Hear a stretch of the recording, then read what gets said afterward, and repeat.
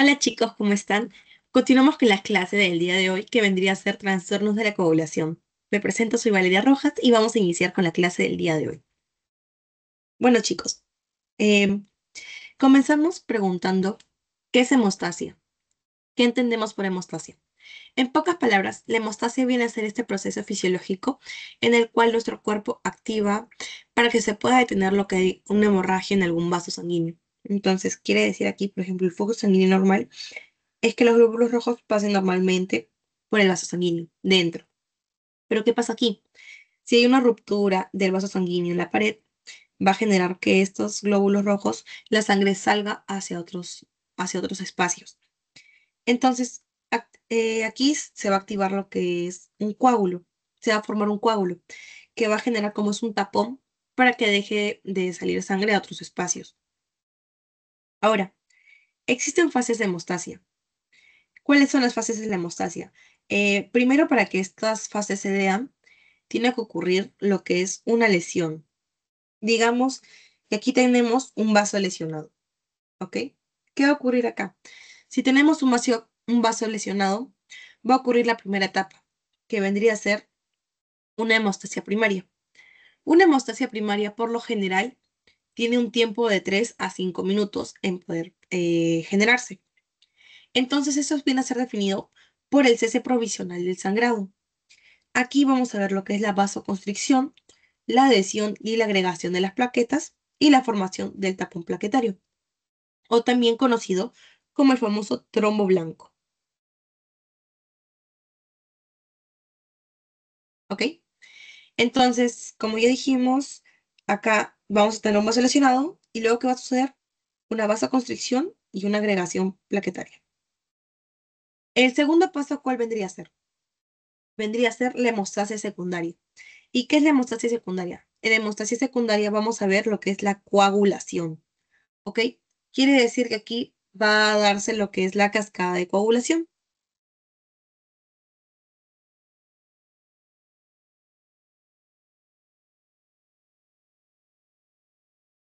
Ocurre toda esta cascada de coagulación y se va a formar lo que es el fibrinógeno. ¿Ok? Recordémonos que luego del fibrinógeno, esto se activa lo que es el factor y va a convertirse en fibrina. Entonces, la fibrina luego va a generar que se active un proceso de factor 13 activado, generando así lo que es una fibrina estable. Más adelante vamos a explicar cómo es este proceso en la cascada de coagulación. Entonces, al tener esta fibrina estable, va a generar que se pueda dar una coagulación, que vendría a ser el tercer paso. La coagulación en sí es el cese definitivo del sangrado. Quiere decir que ya no va a haber un sangrado activo. Por lo general, este tiene un tiempo de 5 a 10 minutos. Aquí vamos a ver proliferación de la fibrina y formación del coágulo, ¿no? El famoso coágulo rojo. Finalmente vamos a ver lo que es la fibrinólisis, el cuarto paso. ¿Qué es la fibrinólisis? Viene a ser el cese definitivo del sangrado. Por lo general, esto tiende a demorar de 48 a 72 horas y se va a ver la disolución del coágulo y una función hematostática normal. ¿Ok? Bueno, continuamos. Tenemos aquí lo que es hemostasia primaria.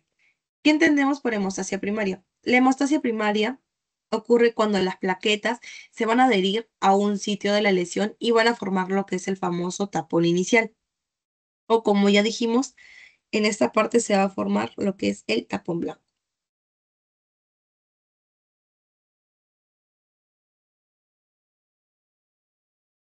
¿Ok?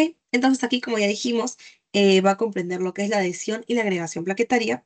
Y aquí pueden existir algunas patologías. ¿Cuáles son estas patologías que pueden suceder? Pueden suceder el síndrome de Ehlers-Danlos, que quiere decir que va a haber alteración en lo que es la estructura del colágeno, generando así que haya menos adhesión.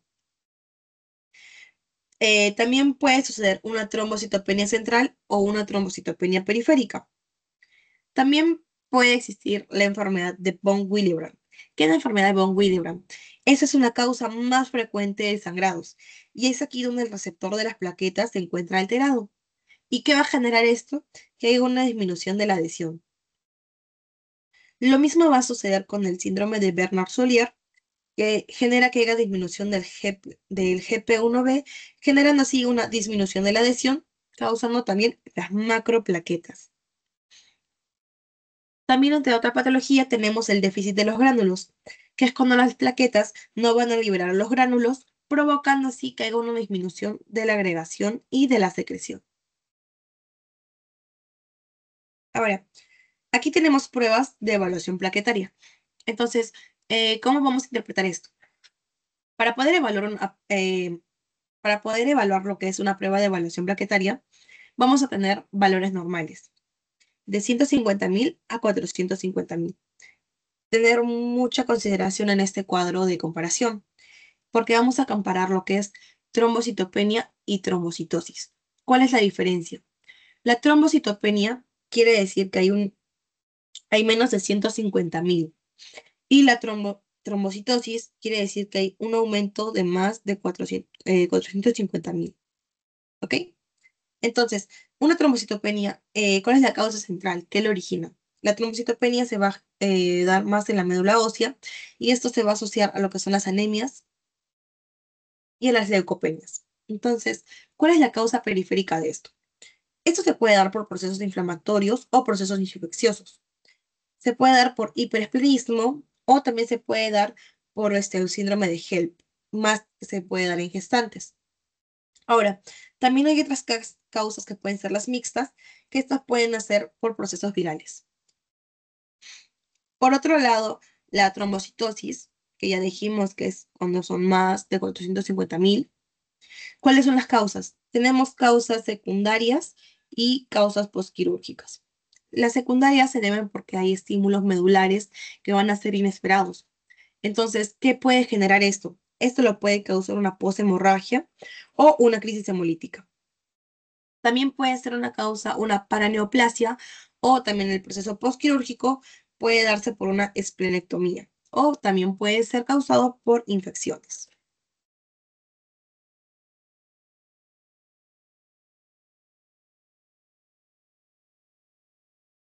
Bueno, seguimos. Ahora vamos a ver lo que es el tiempo de sangría. Para el tiempo de sangría tenemos dos métodos, el método de Ivy y el método de Duque. Recordar que para realizar ese tiempo de sangría se requiere realizar un ligero corte no mayor de 1 milímetro de profundidad.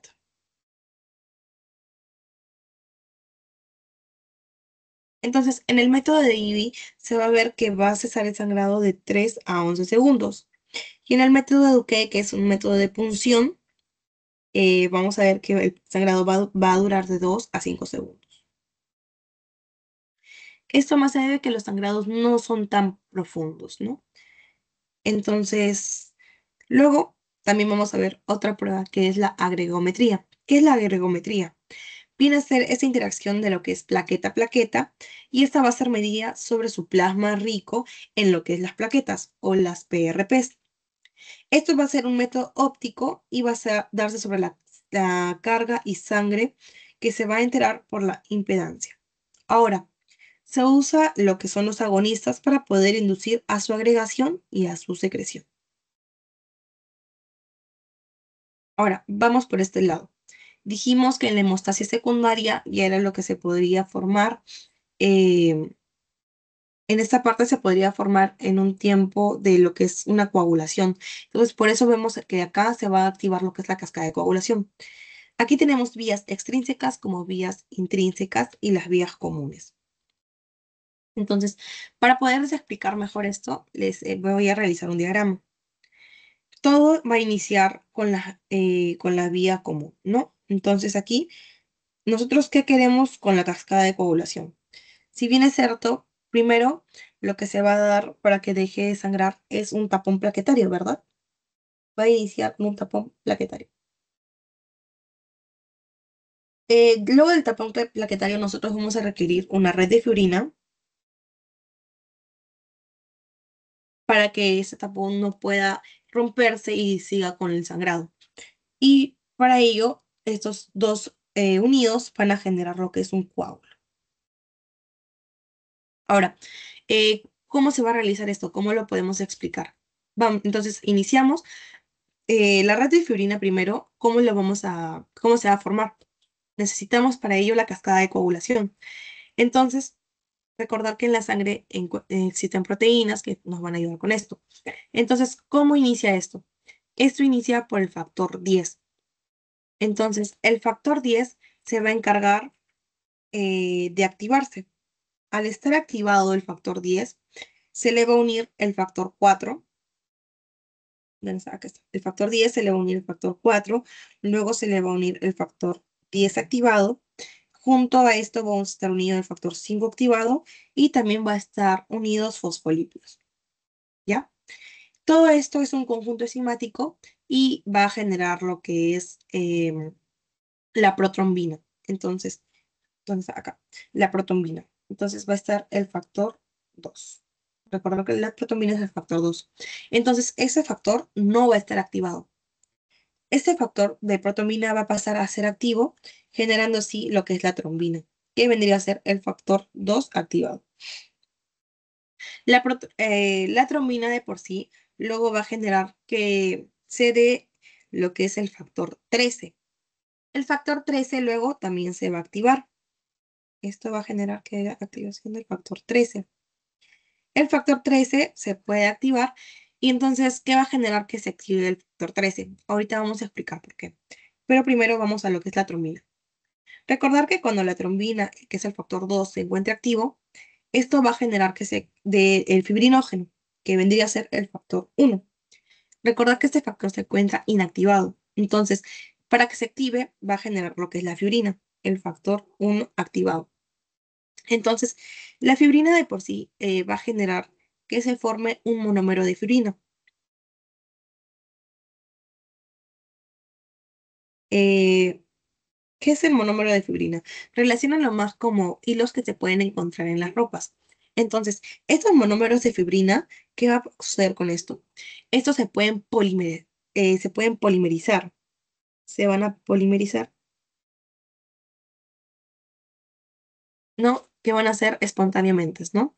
¿Qué quiere decir polimerizar? Quiere decir que, recordemos que nos estábamos poniendo un ejemplo de los hilos, ¿no? Estos hilos a su vez también se pueden enredar. Luego, ¿qué pasa si estos se enredan? Si estos se enredan, puede causar un polímero de fibrina,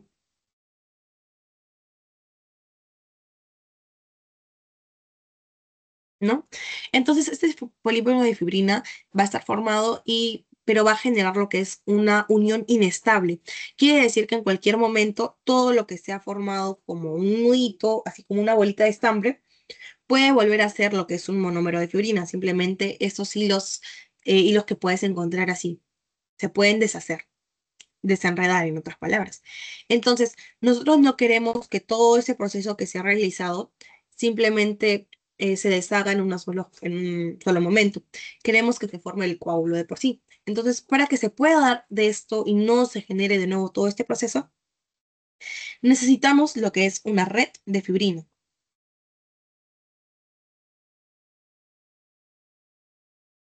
¿Y qué requiere que esta red de fibrina la necesitamos que sea estable, ¿no? A diferencia del polímero de fibrina que vendría a ser algo inestable.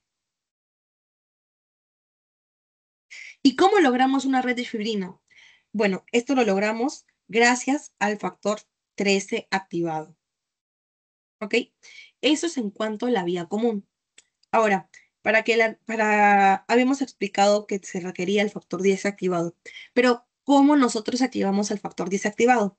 En este caso, vamos a iniciar ahora con la vía extrínseca, ¿no? ¿Qué es la vía extrínseca? La vía extrínseca es lo que va a estar fuera, ¿no? Entonces, ¿qué tenemos fuera? Tenemos tejidos conectivos, tenemos células extravasculares. ¿Y qué pasa si estas células extravasculares se lesionan?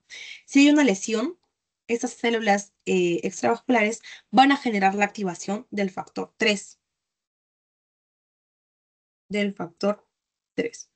Van a generar que este se active.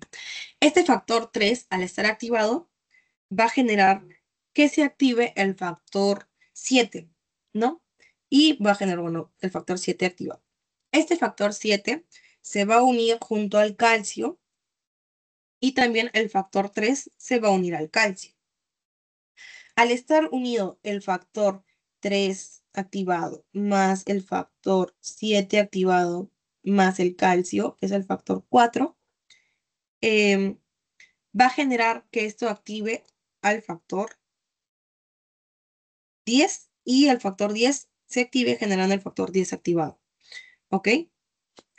Ahora, eso es en cuanto a la vía extrínseca. En cuanto a la vía intrínseca, vamos a ver el siguiente procedimiento. La vía intrínseca de por sí es todo lo que esté dentro del vaso sanguíneo. Entonces, la sangre que está en contacto puede estar en contacto con algún antígeno. Entonces, las plaquetas van a generar que se activen, liberando así lo que es el cilinógeno de alto peso molecular. Entonces, este cilinógeno, junto con la activación del antígeno en las plaquetas, va a hacer que se forme la activación del factor 12, que está aquí. Entonces aquí se va a activar el factor 12. Este factor 12, bueno, el factor 12 va a generar el factor 12 activado. Al estar el factor 12 activado, va a generar que este se cree la precalicreína, que está aquí, la calicreína. Entonces la precalicreína se transforma en calicreína. Ujú. Que es precalicreína. El 12 normal es la precalicaína. Entonces, esto al activarse va a formar la calicreína, ¿no? Ahora, el factor 12 activado también va a generar que se active el factor eh, 11 activado, de 11 a 11 activado, ¿no? Este factor 11 luego va a generar que se active el factor 9 y luego el 9 va a generar que se active. Luego el factor 9 va a generar que active al factor 8. El 8 se va a activar y ambos quiere decir que la calicreína, o sea, la calicreína, el factor 8, el calcio, a ver, iniciamos acá. El factor 8 junto con el factor 4 que vendría a ser el calcio, más el factor 9 activado junto con lo que es el factor de calicreína, que es el factor 12, van a unirse todos estos y van a generar que se active que se dé el factor 10, activándolo luego al 10 activado. Y luego ya dijimos que en la vía común se genera todo este proceso, unidos el factor 10 activado, 5 activado, el factor 4. Y todo esto va a generar que se dé la protrombina, de la trombina, fibrinógeno a la fibrina y activen el factor 13, que finalmente nos va a dar la red de fibrina, ¿no? Entonces, recordar que acá los factores, cada factor tiene sus nombres. Entonces, vamos con el factor 1 se le conoce como el factor de fibrinógeno. El factor 2, que es la protomina. El factor 3, que es tromboplastina. El factor 4, que viene a ser el factor de calcio. El factor 5, que es la proacelerina. El factor 7, que es la proconvertina. El 8, que es el factor de antimolítico A. Y por otro lado, el factor 9 vendría a ser el factor antimolítico B o la clistinase. El factor 10 es el factor de Stuart-Brower y el factor 11 es el antecesor tromboplástico de plasma. El 12 viene a ser conocido como el factor de Habermas y el 13 es el factor estabilizante de la fibrina. Y como dijimos, dijimos que queríamos una red estable, ¿no? Entonces, pues, es por eso también que se le da el nombre al factor 13 como factor estabilizante de la fibrina, ¿no? Recordar también que en este cuadro la FT, que era el factor tisular, o la tromboplastina, la FL, que son los fosfolípidos que estaban en la vía común, y la HMWK, que es el citógeno de alto peso molecular, que decimos que requeríamos junto a eso, más lo que es un contacto con antígeno en las plaquetas que se van a activar luego lo que es el factor 12. ¿Ok? Bueno. Aquí vamos a ver variantes preanalíticas de las pruebas de coagulación. Entonces, ¿qué vamos a necesitar aquí? Primero vamos a necesitar realizar un torniquete que no esté muy apretado. Entonces, acá vamos a generar estasis venosa para que se dé un aumento del calcio. Vamos a realizar una punción vascular generando un mínimo de trauma. Y vamos a ver si necesitamos anticoagulantes a usar. En este caso utilizaremos el citrato de sodio al 3.2%. Vamos a ver lo que es la relación de sangre anticoagulante, que esta debe ser de 9 a 1. Vamos a ver las mezclas de sangre con los anticoagulantes sin agitación brusca. Y utilizaremos una centrífuga antes de 1 hora de extraída la muestra. Luego vamos a correlacionar los resultados según la terapia y vamos a corregir la relación sangre anticoagulante con los hematocritos si es que el paciente tiene policitemias. Ahora, ¿qué otra cosa vamos a ver? Vamos a ver lo que es el tiempo de protombina o también conocido como TP. El tiempo de protombina en sí nos va a medir el tiempo de coagulación del plasma en presencia de un exceso de tromboplastina tisular y de los iones de calcio. Aquí van a intervenir los factores 7, 10, 5, 2 y 1. Tener en cuenta este dato por posible pregunta examen. Aquí también se va a evaluar principalmente lo que es la vía extrínseca. Entonces, va a estar el factor 2, el factor 5, el factor 7 y el factor 10. ¿No? Ahora, esto se va a utilizar ¿para qué? Para el diagnóstico de tamizaje si hay deficiencia del factor 7, ¿no? Y eso va a ser terapéutico para realizar un monitoreo de anticoagulación oral. Entonces, el tiempo de protombina en sí nos va a medir lo que es la vía extrínseca, la vía común y 3 de los 4 factores de potasio independientes, que vendría a ser el 2, el 7 y el 10. Continuamos. ¿Qué pasa si tenemos un tiempo de protombina prolongado?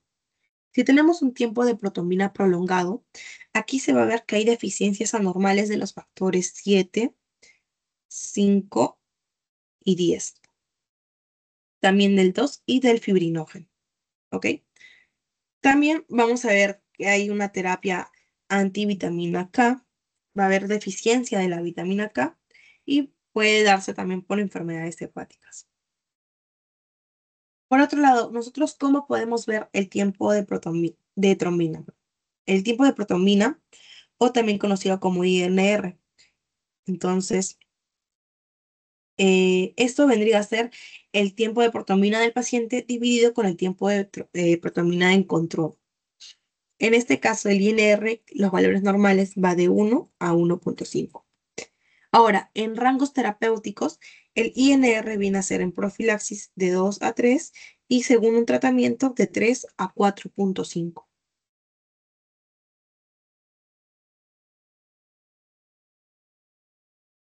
El tiempo de tromboplastina parcial activado tiene valores normales de 34 más menos 6 segundos. Entonces, ¿para qué nos va a ayudar ese tiempo de tromboplastina parcial? Esto nos va a ayudar a medir el tiempo de coagulación en el plasma según la presencia de la cefalina. Ha aumentado a un activador, ya sea un ácido elángico o el sílice, aumentado con el calcio. Y esto nos va a ayudar a evaluar lo que es la vía intrínseca. Entonces, ¿de qué se va a encargar de estudiar esto?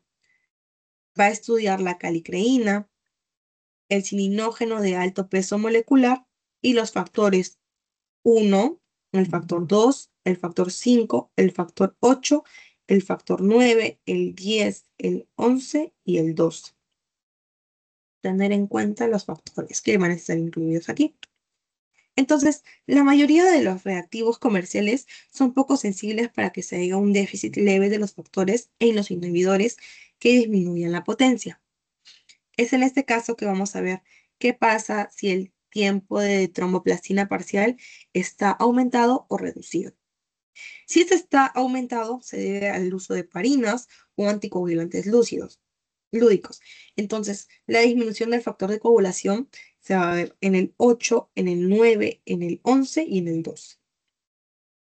Y de contacto vamos a ver el factor 5, 8, inhibidor. Entonces, también se puede dar a causa de hepatopatías o deficiencia de la vitamina K. Si eso está reducido, ocurre de un 6 a un 9%. Entonces, puede darse por variables preanalíticas. Y esto se puede dar por el tiempo de tromboplastina corto asociado a 10 veces la incidencia del evento de tromboembolítico. Ahora, hay pruebas de mezclas. ¿Qué quiere decir estas pruebas de mezclas? Estas se dan por el tiempo de tromboplastina, el tiempo de tromboplastina parcial activado, y también se puede dar por las TTs, que viene a ser el tiempo de trombina. Tiempo de trombina. Ahora, si estas están alteradas, se puede ver también la mezcla de volúmenes que van a ser iguales al plasma del paciente y van a ser iguales también a las normales. ¿Qué quiere decir? Vamos a ver un tiempo de tromboplastina prolongado y un tiempo de tromboplastina normal. Estas al estar mezcladas van a tener un 50-50. Entonces, ¿cómo sé si el tiempo de protoplastina activado se corrige o se normaliza? ¿Cuándo lo vamos a corregir? Lo vamos a corregir si hay un déficit de factores. Entonces, de factores de la vía intrínseca. ¿Cuándo no lo vamos a corregir? Cuando haya presencia de inhibidores, ¿no? Entonces, el tiempo de tromboplastina disminuido, ¿cómo sabemos si lo corregimos o no lo corregimos? Para saber eso, está lo que es el índice de Rothman, o también conocido como ICA, que vendría a ser el tiempo de tromboplastina parcial activado, que es lo del paciente y lo normal, restado con el tiempo de tromboplastina normal, dividido sobre el tiempo de tromboplastina del paciente, multiplicado por 100. Entonces, aquí tenemos un ejemplo. Tenemos el tiempo de tromboplastina activado del paciente en 80 segundos y un tiempo de tromboplastina normal en 40 segundos. Entonces, aplicando la fórmula, el tiempo de tromboplastina activado del paciente con lo normal es el 50% que vendría a ser lo del paciente y el 50% es lo normal. En este caso, acá vamos a ver 46 segundos y 55 segundos. Entonces, este es el caso 1. Al caso 1, vamos a ver si lo corregimos o no. Entonces, aplicamos la fórmula. 46, que vendría a ser lo que es el paciente, lo del paciente, lo normal, restado con lo que es lo del paciente, dividido entre 80, multiplicado por 100. Nos vendría a dar 7.5. 7.5%. Entonces, aquí sí corregimos. Ahora, ¿cuándo no corrige? Vamos al segundo caso. El caso 2. Vendría a ser 55 menos 40 entre 80 multiplicado por el 100%. Nos vendría a dar a 18.75%.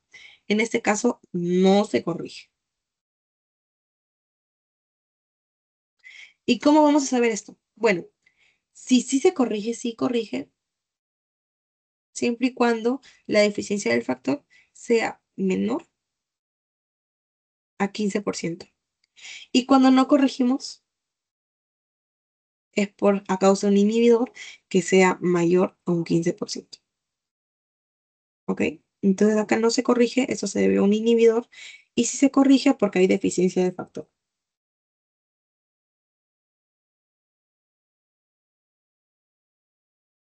Continuamos. Ahora tenemos el tiempo de trombina. Los valores normales van de 12 a 19 segundos. Aquí se va a medir lo que es el tiempo de formación de la fibrina a partir del fibrinógeno. En el plasma por la presencia de la trombina. Acá vamos a evaluar la vía común. ¿Para qué nos es útil esto? Si esto nos es útil si hay un hipofibrinogenemia, si hay cuadros de coagulación intravascular diseminada o el SID, y se va a ver un tiempo prolongado. Eso se puede ver en uso de heparina o hiperfibrinólisis primaria y productos de la degradación por fibrinógenos y fibrina. Entonces, esto es lo que causa un tiempo prolongado. Ahora, un dosaje fibrinógeno, ¿cuáles son los valores normales? Los valores normales van de 200 a 400 miligramos por decilitro. Entonces aquí vamos a ver que la trombina va a dar el fibrinógeno que se va a convertir a la fibrina. ¿Ok? Ahora, ¿cuándo esto se ve un valor aumentado? Se ve un valor aumentado cuando haya procesos infecciosos, a causa de cirugías, por sepsis, cáncer o aterosclerosis. También puede ser la causa de la edad, la masa, el embarazo, tabaquismo, estrés o anticonceptivos orales. Cuando el valor está disminuido por hepatopatías severas, traumas a causa de sangrados críticos, por coagulación intravascular diseminada o streptokinasa. Ahora vamos a ver los dosajes de los factores. Acá se realiza cuando el paciente tiene un sangrado a pesar de que las pruebas globales sean normales, o sea que tiene un sangrado persistente. Estas son pruebas caras y no todas las pueden realizar. Entonces acá vamos a ver deficiencia de factores leves en un 40%. Y esas pueden no modificar al tiempo de protrombina o el tiempo de protrombina activado. Ahora, hay un dosaje de factor. ¿Qué factores vamos a ver? El factor 2, el factor 5, el factor 7 o es el factor 10 en un 70 a 120%. Va a haber deficiencia que puede ser congénita o puede ser deficiencia adquirida. Esta puede ser a causa de patopatías, puede ser por deficiencias también de las vitaminas K. Eh, ¿Qué más podríamos ver aquí? Entonces, también se puede hacer un dosaje del factor 8, el factor 9, el 11 y el 12, de un 50 a un 150%. Ahora, estudios de trombofilinas. Este estudio, vamos a ver la trombofilia, que va a ser una predisposición a la trombosis arterial o a la trombosis venosa. Puede ser secundaria a trastornos congénitos o trastornos adquiridos. Por otro lado, la trombosis va a ser una iniciación y a una propagación anormal a una respuesta por causa de una hemostasia con con la predisposición a formación de la trombina, ¿no? Entonces, ¿cuál va a ser esa incidencia anual? En los niños va a ser de 1 a 100.000 y en adultos de 1 a 100. Ahora, ¿cómo se clasifica esta enfermedad trombótica? Vamos a ver en enfermedades primarias y en enfermedades secundarias. También tener en cuenta esto porque puede ser pregunta de examen. Ahora, en clasificación según las enfermedades, vamos a ver que va a tener deficiencia de antitrombina 3, deficiencia de proteínas COS, mutaciones del factor 5 de Leiden, mutación del gen de protrombina, desorden de la generación de la plastina o la desfibrinogenemias, entre otros. En las causas secundarias o las causas adquiridas puede ser a causa de un embarazo, de la inmovilidad, algún trauma generado, estados posoperatorios, el uso de anticonceptivos orales o una terapia de reemplazo hormonal. ¿Ok? Ahora, vamos a hablar un poco de lo que es el dímero D. El dímero D es ese producto final de la degradación de la fibrina. Entonces, este va a ser un indicador de la activación de la coagulación y del sistema de fibrinólisis.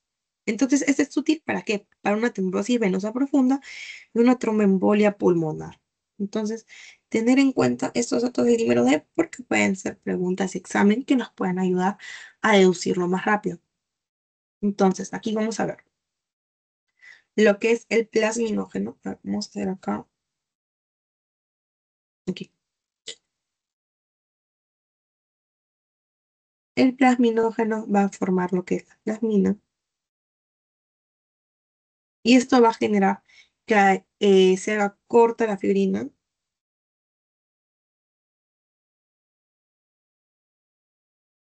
generando así la trombina, activando a la trombina.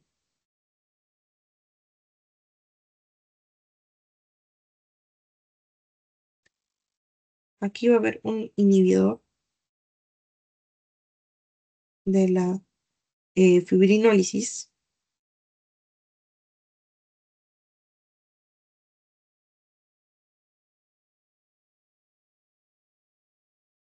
¿Ok? Entonces, ¿qué va a pasar aquí? En este transcurso del plasminógeno a la plasmina, va a ocurrir lo que es la activación tisular de lo que es el plasminógeno. Esto se va a dar ¿por qué? Por los inhibidores de la activación del plasminógeno 1 y 2.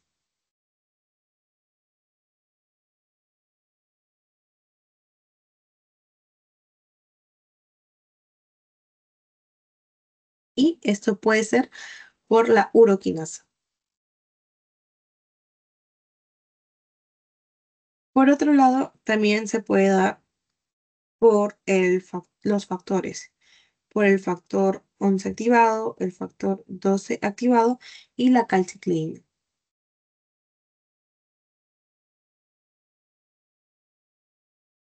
¿no? Ahora, ¿qué produce que haya una parte corta de la fibrina? Esto se puede dar la producción de degradación de la fibrina,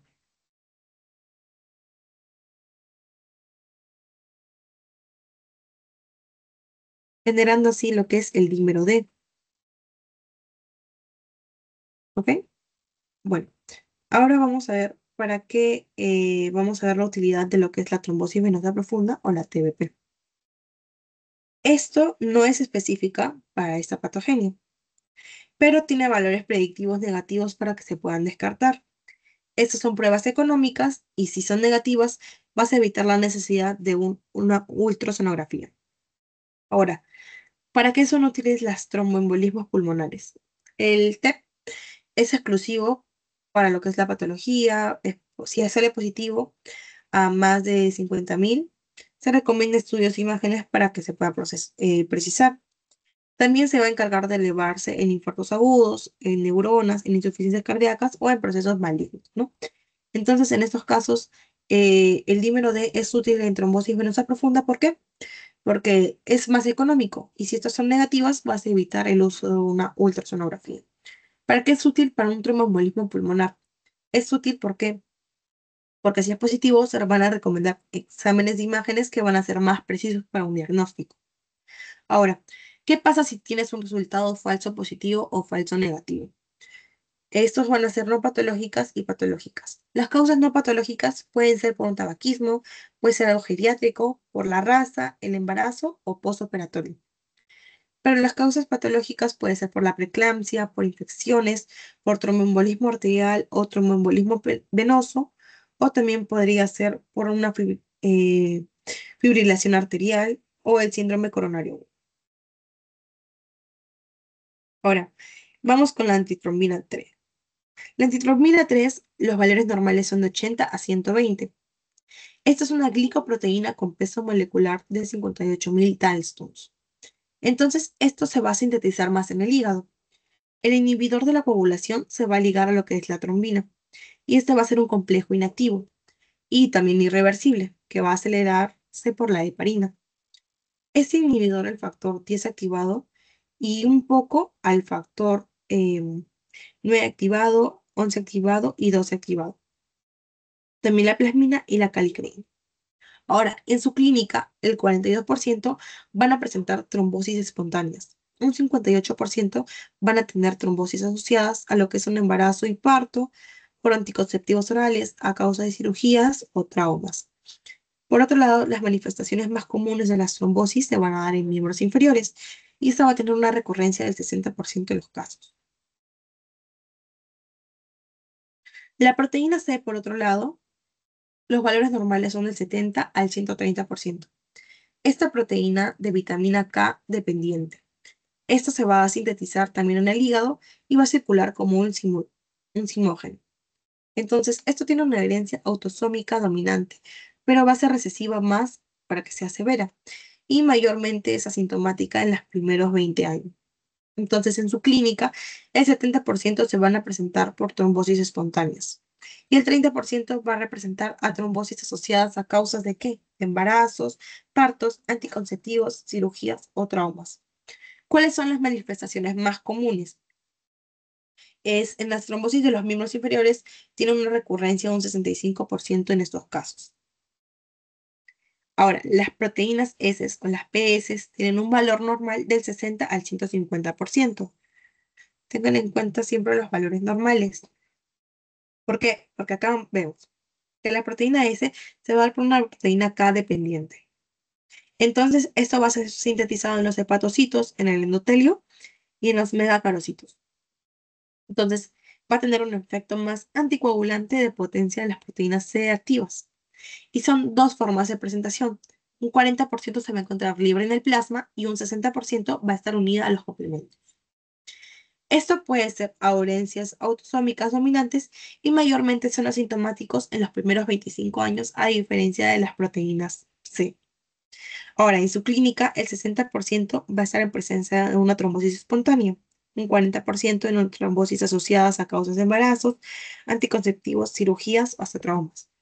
Entonces, las manifestaciones más comunes de la trombosis en miembros inferiores no se van a asociar también a trombosis arteriales. Tiene una recurrencia del 50% en estos casos y se van a observar una falsa deficiencia de embarazos, hepatopatías y VIH. Bueno, chicos, hasta aquí es la clase del día de hoy. Les voy a dejar estas prácticas para que puedan practicar y en los comentarios espero que me puedan decir las respuestas para decirles. Y en un próximo video les estaré explicando o ya los vamos a dejar esas preguntas para los futuros repasos. ¿Ok? Espero que puedan tomarles capturas y en los comentarios me vayan respondiendo y me digan el por qué y fundamenten su respuesta.